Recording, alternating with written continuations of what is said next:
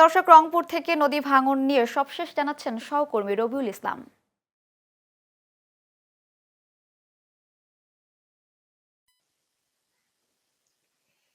জি, lima, আপনাকে ধন্যবাদ জানাচ্ছি। আমি এই মুহূর্তে দাঁড়িয়ে আছি রংপুরের তিস্তা নদীর উপরে। আপনাকে যদি একটা জিনিস জানিয়ে রাখি যে কয়েকদিনের যে ভারী বৃষ্টিপাত, সেই বৃষ্টিপাতটা কিন্তু ২-১ দিন থেকে নাই। এ কারণে কিন্তু তিস্তা নদীর পানি শুধু নয়, তিস্তা, আখিরা সহ ধলেশ্বরী, যমুনাশ্বরী, যার যতগুলো নদী আছে রংপুরে ছোট বড় সব নদীতেই কিন্তু পানি এখন কমতির দিকে। আপনাকে আরেকটা তথ্য যদি আমি দিয়ে রাখি যে পানি কমতির সাথে সাথেই কিন্তু কৃষকের যে দুর্ভোগ সেটা কিন্তু তাদের চোখের সামনে ভেসে উঠতেছে। অন্যদিকে কিন্তু তিস্তা পাড়ের মানুষ কিন্তু আতঙ্কে আছে যে এই পানি যখন আরো একটু কমবে তখন কিন্তু ভাঙ্গনের চিত্রটা কিন্তু তাদের চোখে আসবে। তাদের কিন্তু বসত বাড়ি থেকে শুরু করে ফসলি জমিগুলো কিন্তু কেড়ে নেবে এই তিস্তা।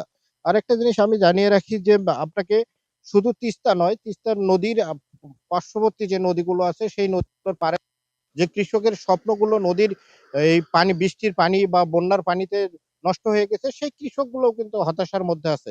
তবে রংপুরের জেলা প্রশাসকের তরফ থেকে কিন্তু বন্যা কবলিত এলাকাগুলো, বিভিন্ন এলাকায় কিন্তু পরিদর্শন করেছেন উপজেলা নির্বাহী অফিসারেরা এবং পানি উন্নয়ন বোর্ড কিন্তু তারা কিন্তু বলেছেন যে, যে জায়গাগুলোতে ভাঙ্গন সৃষ্টি হবে বা ভাঙ্গনের মুখোমুখি হবে, সেই জায়গাগুলোতে তারা তাৎক্ষণিক জিও ব্যাগ দিয়ে বা বড় ধরনের কিছু করা হলে তাহলে টেন্ডারের মাধ্যমে দ্রুত সেখানে ব্যবস্থা নিবে।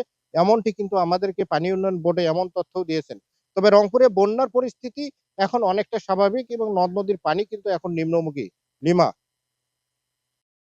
ধন্যবাদ রবিউল আপনাকে।